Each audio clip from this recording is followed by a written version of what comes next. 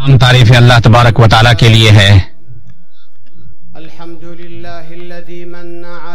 جنہوں نے صادقین پر اخلاص کی توفیق عطا فرمائی اور انہیں برکت سے نوازا۔ میں اسی کی حمد و ثنا بیان کرتا ہوں، اس کا شکریہ ادا کرتا ہوں جس نے ہمارے اوپر خرچ کرنے اور صدقہ کی نعمت سے نوازا۔ میں گواہی دیتا ہوں اس کے علاوہ کوئی معبود نہیں، اور میں گواہی دیتا ہوں کہ اللہ تعالیٰ کے علاوہ کوئی معبود نہیں، اس کا کوئی شریک نہیں، اور میں گواہی دیتا ہوں کہ ہمارے سید اور ہمارے نبی اللہ کے بندے اور اس کے رسول ہیں،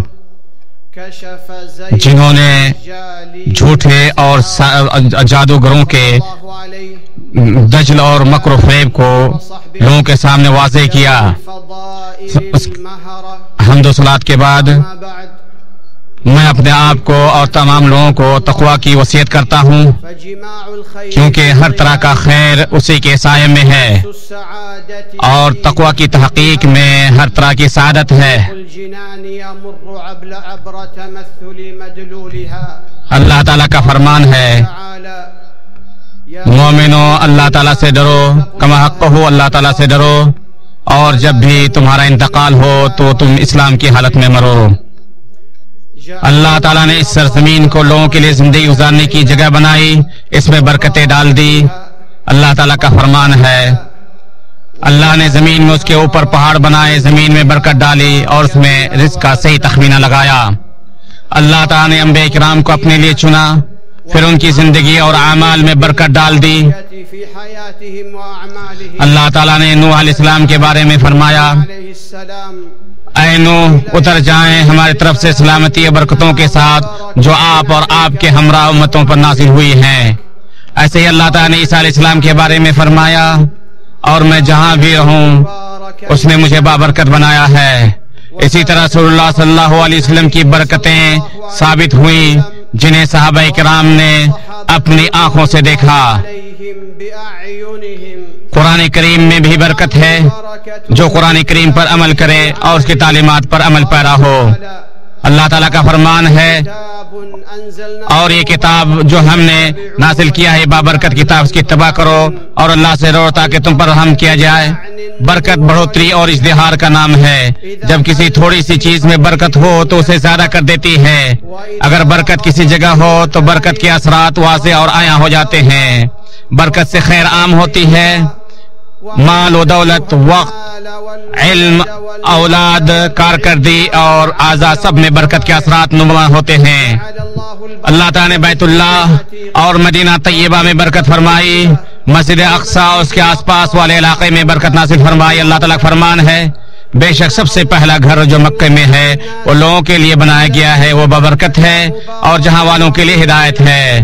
رسول اللہ صلی اللہ علیہ وسلم نے بھی دعا کرتے ہوئے فرمایا، اے اللہ مکے میں جتنی تو نے برکت نازل فرمائی ہے اس سے دو گنی مدینے میں برکت نازل فرما۔ اللہ تعالیٰ کا فرمان ہے، پاک ہے وہ ذات جس نے اپنے بندے کو رات کے کچھ حصے میں مسجد حرام سے مسجد اقصی کی سیر کروائی، جس کے ارد گرد ہم نے برکت نازل فرمائی تاکہ ہم اسے اپنی نشانیاں دکھائیں۔ اللہ تعالیٰ نے نبی کریم صلی اللہ علیہ وسلم کی امت کو بابرکت بنایا تو یہ امت تمام امتوں سے آگے نکل گئی۔ رسول اللہ صلی اللہ علیہ وسلم کا فرمان ہے، درختوں میں ایک ایسا درخت بھی ہے جس کے پتے نہیں جھڑتے، اس کی مثال مسلمان جیسی ہے، مجھے بتلاؤ وہ کون سا درخت ہے؟ راوی کہتے ہیں کہ لوگ جنگلوں اور صحراؤں کے درختوں میں تلاش کرنے لگے، پھر لوگوں نے کہا کہ آپ ہی بتلا دیں، تو آپ نے فرمایا کھجور کا درخت ہے۔ مسلمان برکت کی جستجو میں رہتا ہے تاکہ وہ جہاں بھی ہو اس کے جسم، زندگی اور آس پاس کی ہر چیز میں برکت ہو۔ چنانچہ رسول اللہ صلی اللہ علیہ وسلم کے پاس جب موسمی پھل لایا جاتا تو آپ فرماتے، اے اللہ ہمارے شہر میں برکت نازل فرما، ہمارے سا میں برکت نازل فرما، اے اللہ ہمارے مد میں برکت نازل فرما، اللہ تعالیٰ ہمارے شہر میں برکت نازل فرما، اللہ تعالیٰ ڈبل برکت نازل فرما۔ مومن اپنے گھر کے لیے بھی برکت حاصل کرنے کی کوشش کرتا ہے، اس کے لیے مومن گھر میں اللہ کا ذکر کرنے کی پابندی کرتا ہے، سورہ بقرہ کی تلاوت کرتا ہے۔ صلی اللہ علیہ وسلم فرمان ہے، جب کوئی آدمی اپنے گھر میں داخل ہو اور گھر میں داخل ہوتے وقت کھانا کھاتے وقت اللہ کا ذکر بھی کرے تو شیطان اپنے چیلوں سے کہتا ہے کہ تمہارے لیے یہاں نہ رات کے کھانے کا انتظام ہے نہ رات گزارنے کا۔ رسول اللہ صلی اللہ علیہ وسلم کا فرمان ہے، سورہ بقرہ کی تلاوت کیا کرو، کیونکہ سورہ بقرہ کی تلاوت برکت ہے، اسے چھوڑنا باعث حسرت ہے اور باطل لوگ اس کا مقابلہ نہیں کر سکتے۔ استغفار کی پابندی سے بھی برکت حاصل کی جا سکتی ہے، جیسے کہ رسول صلی اللہ علیہ وسلم کی دعا اللہ تعالیٰ نے بتلاتے ہوئے فرمایا، میں نے کہا کہ تم اپنے پروردگار سے مغفرت طلب کرو، بے شک وہی بخشنے والا ہے، وہ تم پر آسمان سے موسلادھار بارش نازل فرمائے گا، وہ تمہاری دولت و نعمت اولاد کے ذریعے امداد فرمائے گا، تمہارے لیے باغات اور نہریں بنا دے گا۔ مومن شخص نماز فجر با جماعت ادا کر کے بھی برکت حاصل کرتا ہے، کیونکہ یہ بہت بڑی کامیابی ہے۔ صبح کے وقت میں برکت رکھ دی گئی ہے۔ رسول اللہ صلی اللہ علیہ وسلم کا فرمان ہے، اے اللہ میری امت کے لیے صبح کے وقت برکت نازل فرما۔ اسی لیے جس رسول اللہ صلی اللہ علیہ وسلم کسی لشکر یا سریہ کو روانہ کرتے تو انہیں اول وقت میں روانہ کرتے تھے۔ نہیں سخر رضی اللہ عنہ تاجر تھے، وہ اپنی تجارت کے قافلے صبح کے وقت بھیجتے تھے تو ان کی دولت میں بہت زیادہ اضافہ ہو گیا۔ برکت کی دعا کرنے سے بھلائی ملتی ہے اور برکتیں حاصل ہوتی ہیں۔ عقیل بن ابو طالب رضی اللہ عنہ کہتے ہیں کہ انہوں نے ایک لڑکی سے شادی کی تو لوگوں نے آ کر انہیں دعا دی اور کہنے لگا خوشحال رہو اور نرینہ اولاد پاؤ۔ اس میں عقیل نے کہا کہ ایسے مت کہو۔ لوگوں نے کہا کہ ابو زید ہم تو کیا کہیں؟ تو اس پر انہوں نے کہا کہ تم کہو کہ اللہ تعالیٰ تمہارے لیے شادی میں برکت فرمائے اور تم پر برکت نازل فرمائے۔ ہمیں اسی طرح دعا کرنے کا حکم دیا جاتا تھا۔ پابندی کے ساتھ ایک دوسرے کو سلام کرنے سے برکتیں ملتی ہیں۔ سلام کرنا بابرکت امت کا خاصہ ہے۔ اللہ تعالیٰ کا فرمان ہے، پس جب تم گھروں میں داخل ہو اپنے آپ پر سلام کہو۔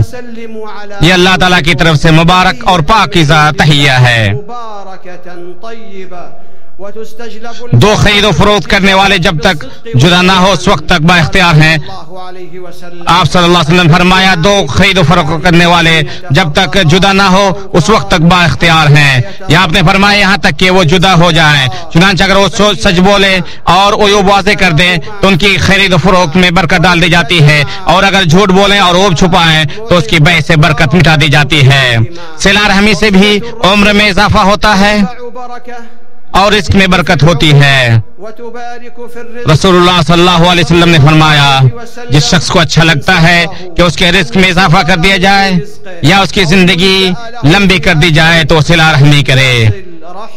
باہمی الفت اور اتحاد حصول برکت کا باعث ہے۔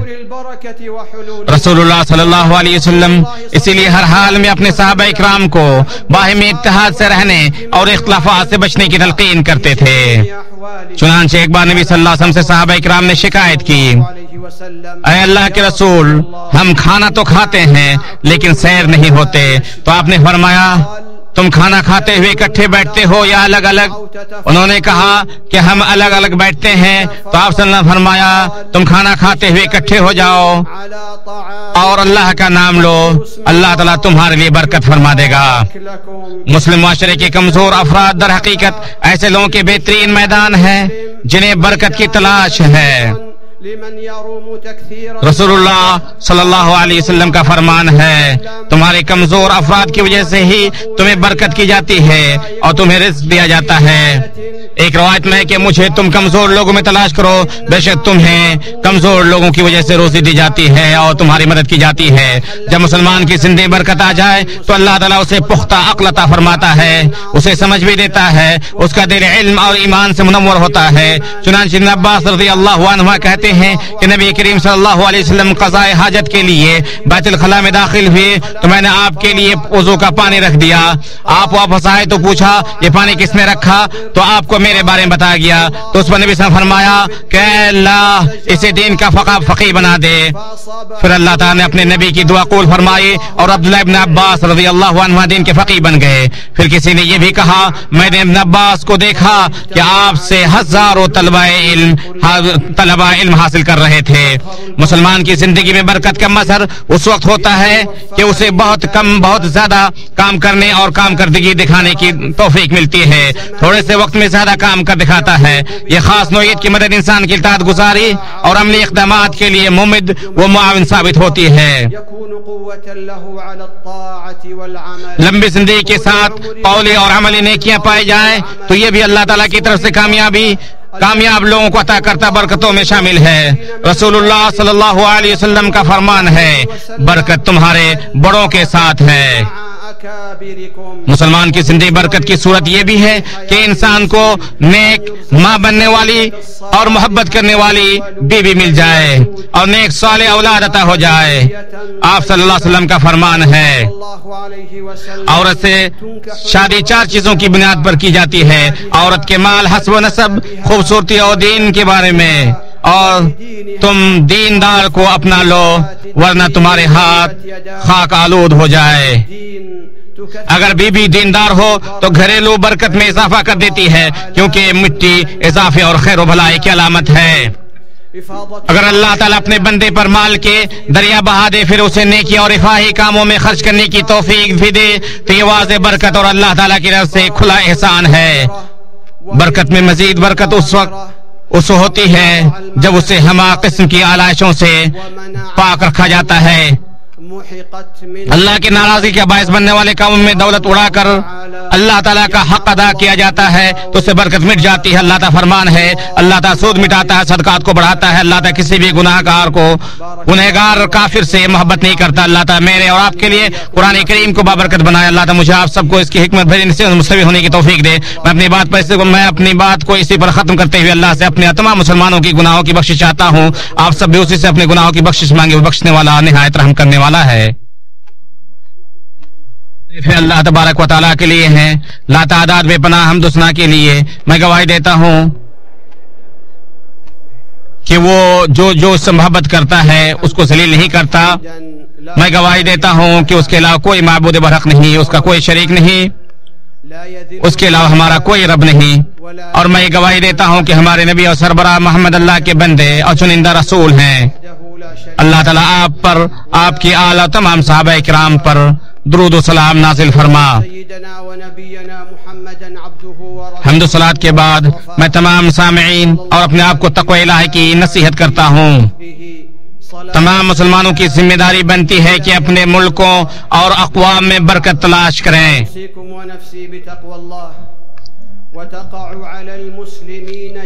برکت کے اسباب اور ذرائع پیدا کریں۔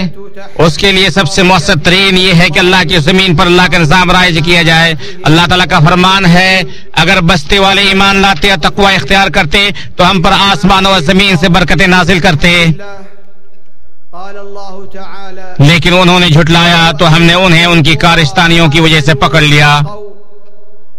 کوئی بھی عقل مند اس بات کا انکار نہیں کرتا کہ منہج الہی سے اعراض برکت ختم ہونے کا سبب ہے، اس سے خیر و بھلائی ختم ہوتی ہے۔ اللہ تعالیٰ نے ہمارے لیے قوم سبا کا واقعہ بیان فرمایا کہ انہیں عطا کردہ نعمتوں اور برکتوں کو نیست و نابود کر دیا گیا۔ اللہ تعالیٰ کا فرمان ہے، قوم سبا کے لیے ان کے علاقے میں نشانی ہے، 2 باغات دائیں اور باغیں ان کے لیے تھے۔ تم اپنے پروردگار کے سے کھاؤ اور اس کا شکریہ ادا کرو، یہ پاکیزہ شہر ہے اور پروردگار بخشنے والا ہے۔ تو انہوں نے اعراض کیا، پھر ہم نے ان پر بہت بڑا سیلاب بھیج دیا، اور ہم نے ان کے دونوں باغوں کو ایسے 2 باغوں سے جو کڑوے، کسیلے اور جھاڑی دار معمولی سی بیریوں سے بدل دیا۔ اللہ کے بندو، رسول خدا پر درود سلام پڑھو۔ اللہ تعالیٰ اپنی کتاب میں تمہیں اس کا حکم دیتے ہوئے فرمایا، اللہ اس کے فرشتے نبی پر درود بھیجتے ہیں، اے ایمان والو تم بھی اس پر درود سلام بھیجو۔ اللہم صلی علی محمد وازواجہ وذریتہ کما صلیت علی آل ابراہیم وبارک علی محمد وازواجہ وذریتہ کما بارکت علی ابراہیم انک حمید مجید۔ اللہ تعالیٰ چاروں خلفائے اربعہ سے راضی ہو جا، ابو بکر، عمر، عثمان و علی اور تمام آل و صحابہ کرام سے راضی ہو جا، اور اپنے رحم و کرم کے صدقے ہم سے بھی راضی ہو جا۔ اللہ تعالیٰ اسلام اور مسلمانوں کو غلبہ نصیب فرما۔ اللہ تعالیٰ اسلام اور مسلمانوں کو غلبہ نصیب فرما۔ اللہ تعالیٰ اسلام اور مسلمانوں کو غلبہ نصیب فرما، کفر اور کافرین کو ذلیل و خوار کر دے۔ اللہ تعالیٰ تو اپنے دشمن اور دین کے دشمن کو ہلاک و برباد کر دے۔ اللہ تعالیٰ اس ملک کو، تمام اسلامی ممالک کو امن و سکون کا گہوارہ بنا دے۔ اللہ تعالیٰ جس نے ہمارے اور مسلمانوں کے ساتھ برائی کا ارادہ کیا ہے، اللہ تعالیٰ انہیں آپس میں مشغول کر دے، ان کی تدبیر کو ان کی ہلاکت کا سبب بنا دے۔ اللہ تعالیٰ تو دعاؤں کو سننے والا ہے۔ اللہ تعالیٰ ہر جگہ کمزور مسلمانوں کی حفاظت فرما، اللہ تعالیٰ ان کی تائید فرما، ان کی مدد فرما۔ اللہ تعالیٰ وہ بھوکے ہیں انہیں کھانا کھلا، وہ ننگے ہیں اللہ تعالیٰ انہیں کپڑا پہنا دے، وہ مظلوم ہیں ان کے لیے اللہ تعالیٰ تو بدلہ لے لے۔ اے اللہ تو قوی ہے، تو سخت ہے۔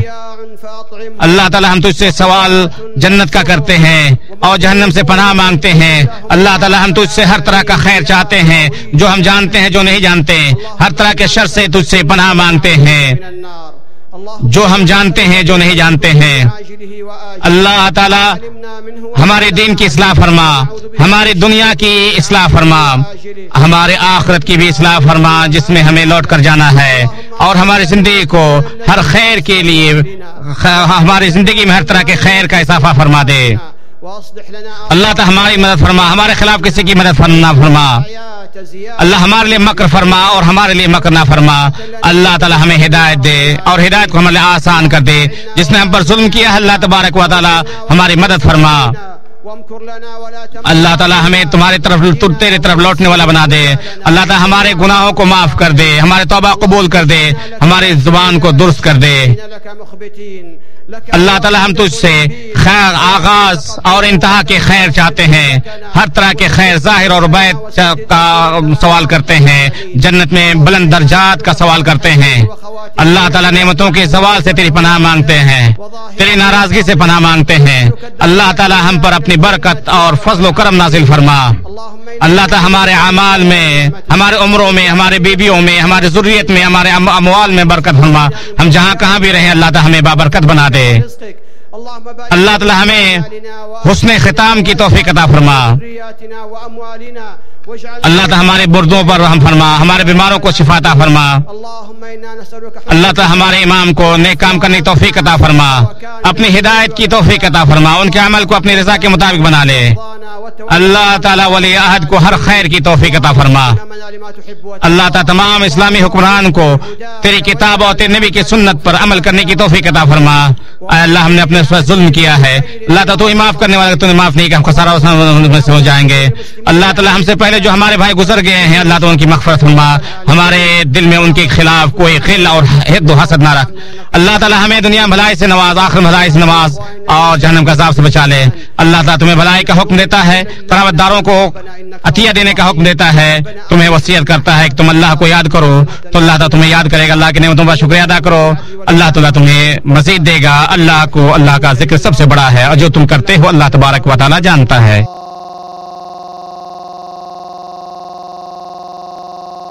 إن الله وملائكته يصلون على النبي يا أيها الذين آمنوا صلوا عليه وسلموا تسليما اللهم صل على محمد وأزواجه وذريته كما صليت على آل إبراهيم وبارك على محمد وأزواجه وذريته كما باركت على آل إبراهيم إنك حميد مجيد وارض اللهم عن خلفاء الأربعة الراشدين أبي بكر وعمر وعثمان وعلي وعن الآل والصحب الكرام وعنا معهم بعفوك وكرمك وإحسانك يا أرحم الراحمين اللهم أعز الإسلام والمسلمين اللهم أعز الإسلام والمسلمين اللهم أعز الإسلام والمسلمين وأذل الكفر والكافرين ودمر اللهم أعداءك أعداء الدين واجعل اللهم هذا البلد آمنا مطمئنا وسائر بلاد المسلمين اللهم من أرادنا وأراد الإسلام والمسلمين بسوء فأشغله بنفسه واجعل تدميره يا سميع الدعاء اللهم كن للمسلمين المستضعفين في كل مكان اللهم كن لهم مؤيدا ونصيرا وظهيرا اللهم إنهم جياع فأطعمهم وحفاة فاكسهم ومظلومون فانتصر لهم يا رب العالمين يا قوي يا متين. اللهم إنا نسألك الجنة ونعوذ بك من النار. اللهم إنا نسألك من الخير كله عاجله وآجله ما علمنا منه وما لم نعلم، ونعوذ بك من الشر كله عاجله وآجله ما علمنا منه وما لم نعلم. اللهم أصلح لنا ديننا الذي هو عصمة أمرنا، وأصلح لنا دنيانا التي فيها معاشنا، وأصلح لنا آخرتنا التي فيها معادنا، واجعل الحياة زيادة لنا في كل خير، والموت راحة لنا من كل شر يا رب العالمين. اللهم أعنا ولا تعن علينا، وانصرنا ولا تنصر علينا، وامكر لنا ولا تمكر علينا، واهدنا ويسر الهدى لنا، وانصرنا على من بغى علينا. اللهم اجعلنا لك ذاكرين، لك شاكرين، لك مخبتين، لك أواهين منيبين. اللهم تقبل توبتنا، واغسل حوبتنا، وثبت حجتنا، وسدد ألسنتنا يا رب العالمين.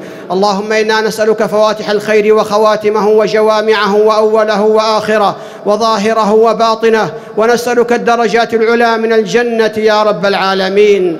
اللهم إنا نعوذ بك من زوال نعمتك وفجاءة نقمتك وجميع سخطك. اللهم ابسط علينا من بركاتك ورحمتك وفضلك ورزقك.